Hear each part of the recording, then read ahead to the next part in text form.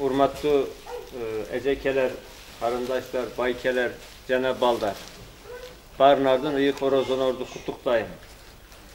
Şu Belgiya'da hidane degen, yana Gollandiya'da ihaha degen, Türkiye'den ketken boğurdoş bir tuğandarınız, Kırgızistan'ı cıl sayın unutmayın, beleklerin ciberip, bir boğurdoşluk kılaylı, tuğançılık kılaylı, şu bağırlar bildi dualarına katsın degen oy maksat menen, şu baldarga beleklerini ciberip atar.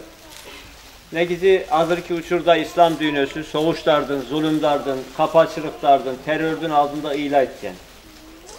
Şu kıyın vakitlerde dağı Oğuz açar gezinizde, hiç kaçan başka memlekette bolğun şu tuğandarınızı unutmayınızlar.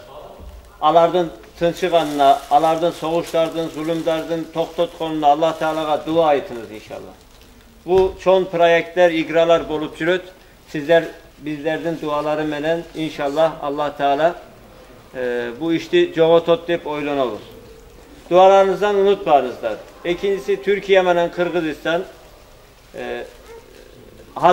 hazırki uçurda emez kadimki ata baba bir el biz. Ne gizi uşu Türkiye menen Kırgızistan arası ardayım dağı alakalar, el aralık mamileler ayavay cakşına kaybolup jatat.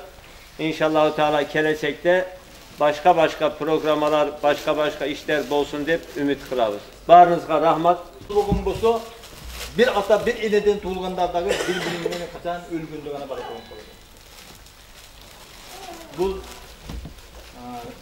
Müslüman tuğgandarımız şu daldarımızda oylap şunu seçinet bir bu baldar bizim ustaz aytırkınday bizim kereçegimiz oşondan bu baldarga jakşı tarbiyani bereli. Tarbiyani baldarımız borker, hayrımduu, hayrattуу bulup tarbiyalandi. Egerde baldarımızga azıktan jakşı tarbiya berilmegen bolsa, başka bireudemiz özübüzde ilatadi. Başka bireudemiz özübüzde ilatadi. Allah Teala bu şul baldarın ömürlerine, rızklarına bereket versin. Elimizi, cerimiz tinç bolsun. Allah'ın memleketimizi, dinimizi özü saklagan bolsun. Başımızga kelip tutkan padişahımız adiletli, imanlı, özünün kızıksızlığından, kovunun kızıksızlığından jogorı koya turgan padişahını bizge nasip kılsın. Amin. Allah subhanahu wa taala uşul jerge hizmet kılgandarga, uşul sizlerdi çakırıp uyuşturgandar, ustaz ilham alış yerden kelip uşul arjılı bizge kayrımdуулuklar bunu jana uşul Belgiyadagi tuğandarыбыз, Gollandiyadagi tuğandarыбыздын Allah Teala baylıklarga, mal dünyasına bereket versin.